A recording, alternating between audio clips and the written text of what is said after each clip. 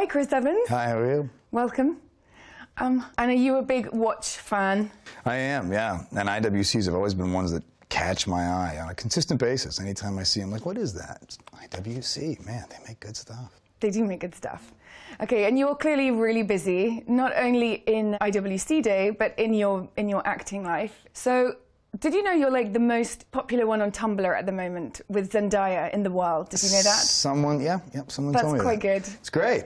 That's, I'll take it. Yeah. And Captain America, so you've done, with Marvel, you've done 6 movies, right, with Marvel? Is it 6? Yeah, I think it's 6.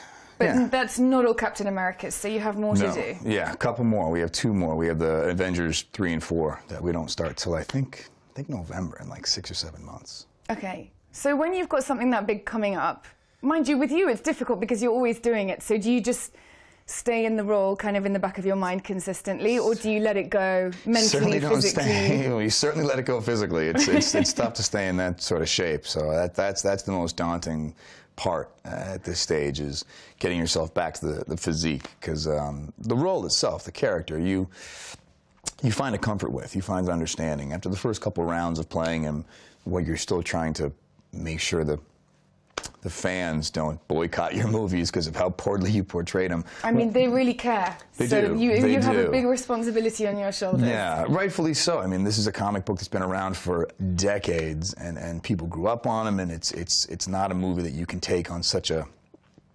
intimate journey. There are people that you have to involve in the process, and people's reactions matter. So that daunting task was tackled essentially in 2010, 11, 12. By the second Captain America, I felt pretty comfortable in his shoes, and now it feels like old hat, and now it's just fun and exciting to see where he's going to go.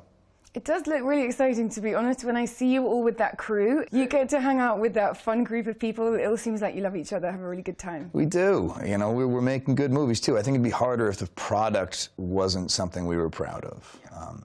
But Marvel has a winning formula, and we all get along so well, and it really is, I mean, blessing is an understatement. And how did Marvel actually happen for you? Luckily. It was one of those things that kind of, at first when I first heard about Captain America, and I was like, oh, they're doing Captain America? I got to do this. You got to get me an audition. And at first they weren't even considering me, just because I had played the Human Torch years prior in Fantastic Four. And then for whatever reason, Kevin Feige kind of came my way and said, listen, I think you might be right for this. And then I got cold feet, and was intimidated by the commitment and where I wanted my life to go in terms of acting, and how I was relating to the requirements of films of that nature. And it was a little bit of a dance, but ultimately I jumped on board, and it was the best decision of my life.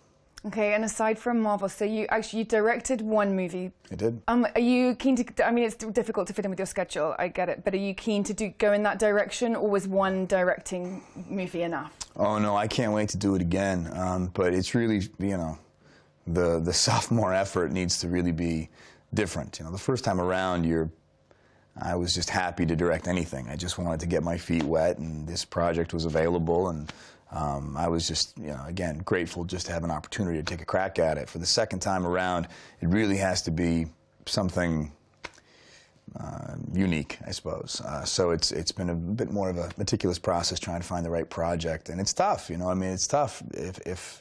If there was more good material, there'd be more good movies. So it's really hard trying to find something that not only is great, but that you connect to personally. Mm-hmm.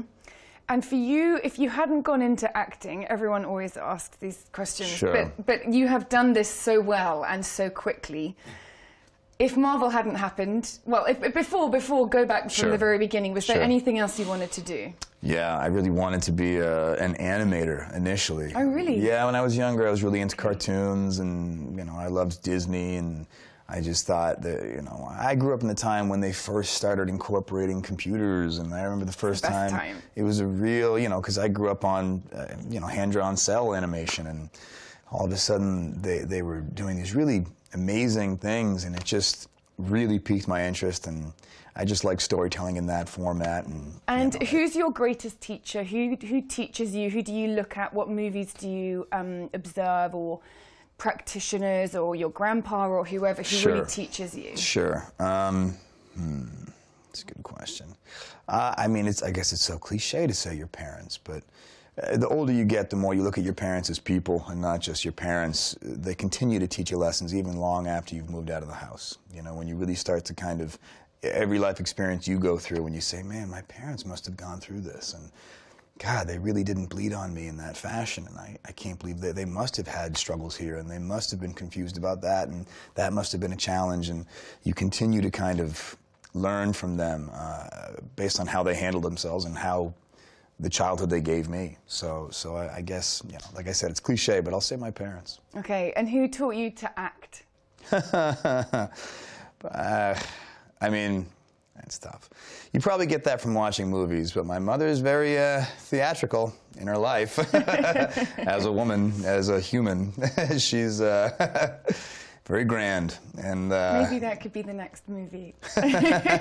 Oh, they've made movies about my mother. You have a big family, you have siblings. Do they all join you on the red carpets and all these things as you go around, or are they a bit over that and they just treat you like the normal brother? They've gone to a few red carpets. They're a little over that. You know what I mean? It's kind of like old news to them. It's more of a chore than anything else. Yeah. Not for you, though. No, I still get a kick out of it. Yeah, it's fun. And if you're looking back over all Marvel, directing your own movies, everything you've done, what have been some of the kind of real highlights? Like countries that you've been to that you never were before? Sure. I always like moments when we all get to stand on some sort of a stage with the whole Marvel cast, the whole Avengers crew. So many good actors. So many good ones. You're like, I actually watched a clip with you guys on a Jimmy Kimmel show.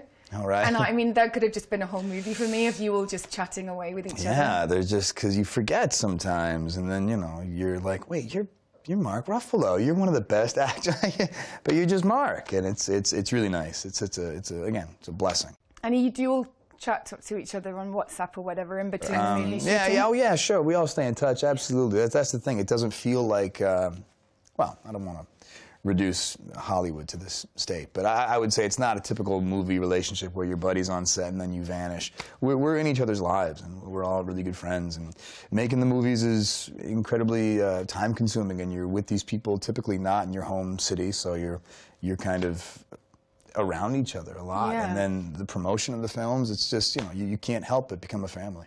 But it just seems like the best family you could have. We got lucky. I would like there's Robert Downey Jr., Mark Ruffalo, Jeremy Renner, everyone in one family. Hemsworth, Scarlett. There's just it's just really it's an embarrassment of riches, and yeah, it's again, blessings and understatement. And do you think you'll ever are you interested in theatre? Will you ever go back to kind of the real bare basics of the stage? Oh yeah, absolutely. I think you got to broach that one with a certain amount of respect. You know, it's like, whenever you try and cross a line as an artist, I think you have to respect that art form you're dipping into. And I think as a film actor, to just be like, and now I'm on Broadway, I think it just, you know, I think I'd have to earn my stripes a little bit, maybe, you know, off Broadway doing something. But I'd love to get back on the stage. I think that'd be great. And do you go to the theatre yourself? Do you have time? Yeah.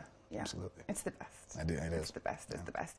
And I wanted to ask you, when you're training, how do you, I mean, clearly you have to stay really focused in terms of training for physically, but also for mentally, because I know the films that you've been doing are so physical. Sure. And require so much action as well as dialogue. What's your process for focusing before you go on set? Are you meditational, or are you calling your mom? Or... Well, it's tricky because those Marvel films, there's a lot of downtime.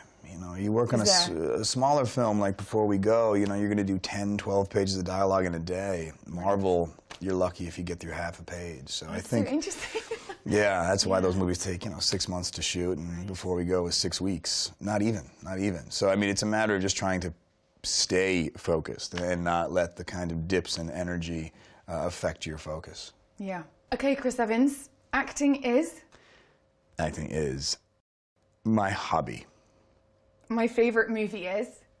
Legends of the Fall. I've said it before, I'll say it again. If you haven't seen it, do yourself a favor. It's such a good It's really good. So good. It's really good. It's underestimated. Okay, I would never go out without?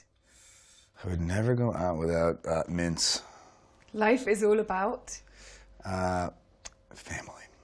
My advice to young actors is? Be strong. I would most like to meet? Eckhart Tolle. I want to spend the most possible time with? My family. If I could turn back time, I would. Man, I thought of like 9 bad jokes that I can't say. Oh man, there's so many things I want to say, but man, if I could turn back time, I wouldn't change a thing. Great. Okay, that's a good answer. I can always spare 10 minutes for...